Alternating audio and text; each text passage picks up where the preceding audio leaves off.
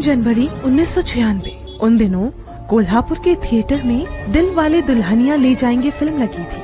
Anjana by, Renuka और सीमा के साथ पास के ही उषा थिएटर में फिल्म देखने जाने के लिए तैयार हो रही थी। तभी उनके साथ मौजूद बच्ची भूख से रोने लगी।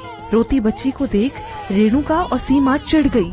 रेणुका ने बच्ची को उठाकर वहाँ बैठी अंजना बाई की तरफ धकेला और बर्फ जैसी ठंडी आवाज में खींचते हुए बोली, परेशान कर दिया है इसने, इसकी गर्दन दबा दो और तब तक दबाए रखो जब तक ये मर न जाए।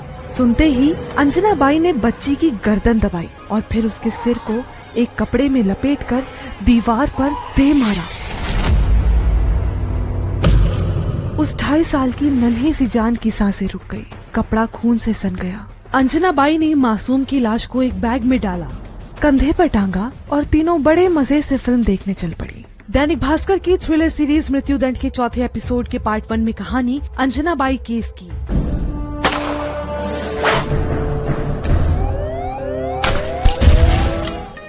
लाश वाला बैग बगल में रखकर तीनों ने करीब 1.5 घंटे तक फिल्म देखी। जब इंटरवल हुआ तो रेणुका उठी, बच्ची की लाश वाला बैग उठाया और जाकर वॉशरूम के कोने में धीरे से रख दिया। इसके बाद उसने समोसा खरीदा और वापस थिएटर में चली गई। तीनों ने बड़े मजे से समोसा खाया, फिल्म देखते देखते तालियां बजाई, मौज मस्ती की और फिल्म खत्म होने पर अपने घर लौट गई।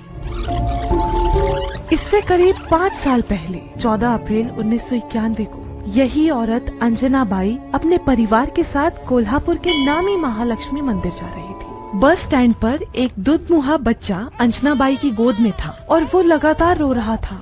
गुस्से में उसने उस मासूम के 2-3 जोरदार थप्पड़ मार दिए। बच्चा और जोर से चीखने लगा। अंजना बाई की आंखों में अब गुस्सा नहीं, झल्लाहट थी।